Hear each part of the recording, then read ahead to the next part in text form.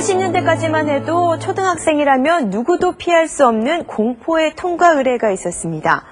바로 불주사라고 불렸던 결핵 예방접종이었는데요. 어른이 되어서도 이 따끔한 주사 바늘에 대한 긴장은 어쩔 수가 없는데요. 이제는 이 주사에 대한 공포 없이 식품으로 질병을 예방하는 시대가 열리고 있습니다. 치매를 예방하는 감자, 간염을 막는 토마토, 그리고 콜레라를 예방하는 바나나까지 이렇게 우리 주변에서 흔히 볼 수 있는 농산물들이 신약 공장으로 변신하고 있습니다. 정말 먹는 것만으로 질병을 예방할 수 있는 걸까요? 과연 여기에 문제는 없을까요? 첨단 농업과학을 통해서 그 비밀을 풀어봅니다. 경기도 용인의 한 피자 가게. 빠르고 손쉽게 먹을 수 있다는 점 덕분에 피자 가게에는 젊은 손님들의 발길이 끊이지 않는다.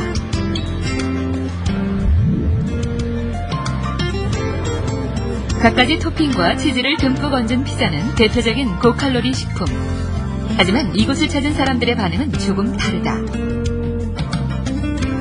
살이 좀 더 찔 것 같아요. 고소하면서도 왠지 몸에 좋을 것 같아요.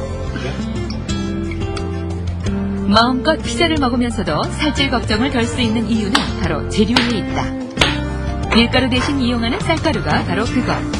그 속에는 어떤 비밀이 숨겨져 있는 것일까? 70여 종의 벼들이 자라고 있는 농촌진흥청 작물과학원. 제각각 특별한 기능을 품고 있는 벼들 가운데 최근 가장 주목받고 있는 품종은 고아미 3호다. 이 쌀은 일반 쌀에 비해서 식이섬유 함량이 높고 그 식이섬유의 물리적 특성에 의해서 하얗게 보이고 있습니다. 고아미 3호는 일반적인 육종을 통해 식이섬유 함량을 극대화한 개량 품종. 그렇다면 일반 쌀과 고아미 3호의 식이섬유 함량 차이는 얼마나 될까? 쌀가루에 효소 처리를 한 후 여과를 하면 단백질과 탄수화물 같은 영양 성분들이 분리되면서 섬유질만이 남게 되는데 이것이 식이섬유다.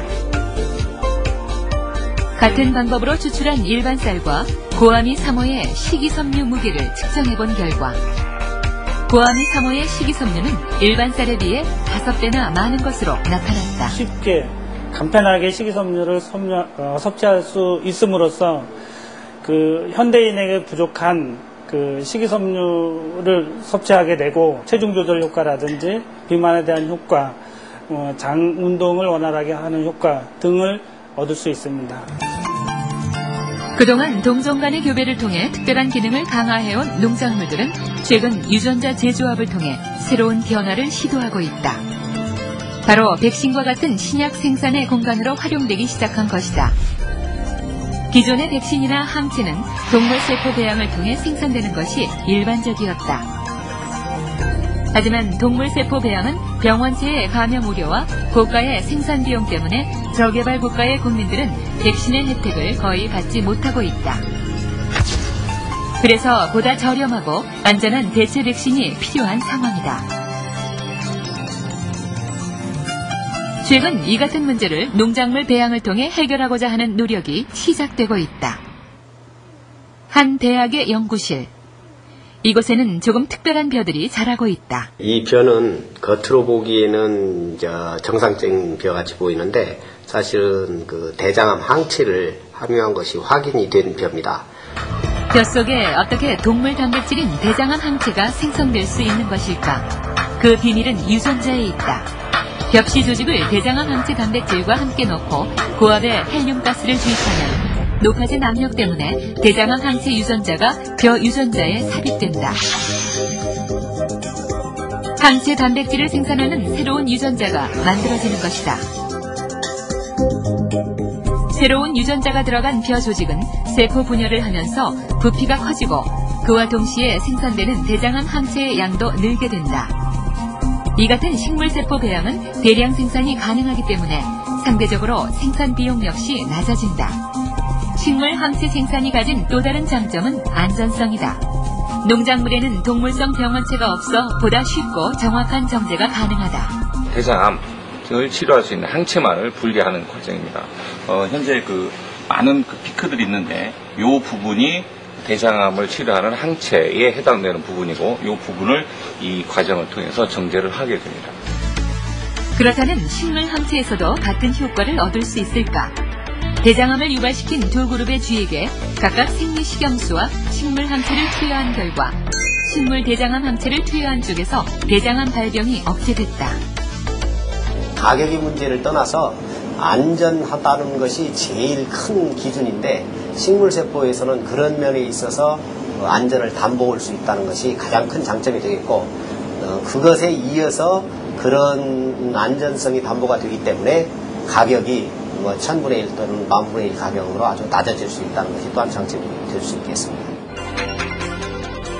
식물을 기반으로 한 치료 단백질 생산은 먹는 백신의 가능성까지 열고 있다. 치매를 예방하는 토마토, 암을 막아주는 쌀 등 주사의 공포 없이 먹는 것만으로도 병을 예방하고 치료할 수 있는 시대가 열리고 있는 것이다.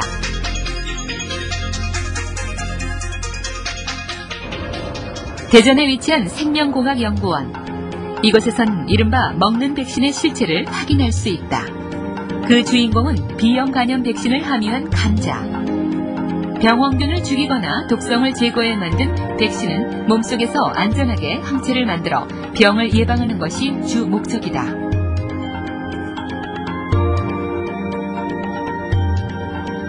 기존의 백신은 대부분 주사제. 과연 먹는 것만으로도 항체가 만들어질 수 있을까? 실험용 쥐에게 일주일에 한 번씩 B형 간염 백신 감자의 즙을 먹여 매주 항체 생산 여부를 확인했다. 31주 후 쥐의 혈액 속에서는 B형 간염의 항체가 발견됐다. 또 항체의 양 역시 일반 백신과 비슷한 것으로 나타났다. 지금 현재 우리가 맞고 있는 백신 같은 경우에는 완전히 정량이 돼서 가이드라인이 딱 정해져 있는 상태지만 식물 백신 같은 경우에는 투여 형태에 대한 연구들이 이제 어느 정도 극복이 되면 충분히 상용화할 가능성이 있다라고 봅니다. 많은 장점을 가지고 있는 식물 백신. 하지만 유전자 재조합으로 만들어진 신약에 대한 의구심은 여전히 존재한다. 유전자 재조합 식물이 자연에 노출될 경우 생명의 고유한 질서를 어지럽힐 수 있다는 것이다.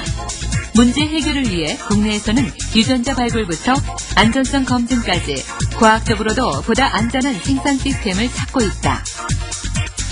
대전의 한 미생물 연구소에서는 해파리 형광 단백질을 이용한 실험이 진행 중이다. 해파리의 형광 단백질을 만들어내는 유전자 속에 정상적으로 기운 단백 식물질을 넣어 진공 상태를 만들어주면 담배 유전자에 해파리 유전자가 유입된다.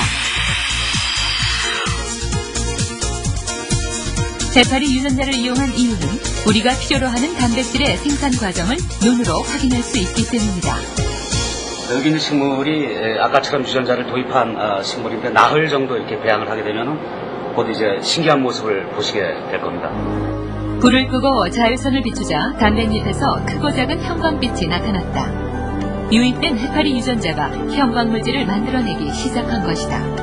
이때 형광물질의 분포와 발현량에 따라 백신이나 항체 등 유용한 단백질을 가장 많이 얻을 수 있는 부위를 미리 알 수 있다. 이른바 일시적 발현 시스템은 적절한 시기에 식물체를 파괴해 필요한 단백질만을 추출하기 때문에 종자 유출의 위험은 사라지게 된다. 보기에는 투명해 보이지만은 자외선을 비추면은 형광 단백질이 보이게 됩니다. 위에 있는 부분이 해파리 유래의 형광 단백질이 되겠습니다. 또한 단백질이 가장 많이 생산되는 시점이 예측 가능해지면서 단백질 생산 효율을 극대화시킬 수 있다는 장점도 있다. 이 식물에서 그 유용 단백질을 만들어서 의약품화하는 이런 작업은 한국이 세계적으로도 한 5위권 안에 있는 상당히 그 앞서 있는 기술 분야 중에 하나입니다. 이런 기술은 외래 단백질을 식물로 하여금 생산을 하게 하고 식물체를 사람이 섭취하는 것이 아니고 식물체는 유용 단백질을 분리한 이후에 제거가 되기 때문에 인체의 어떤 그 섭취와는 전혀 상관이 없는 그런 부분이 되겠습니다. 농업과학은 자연의 식물들을 꿈의 신약 공장으로 재탄생시키고 있다.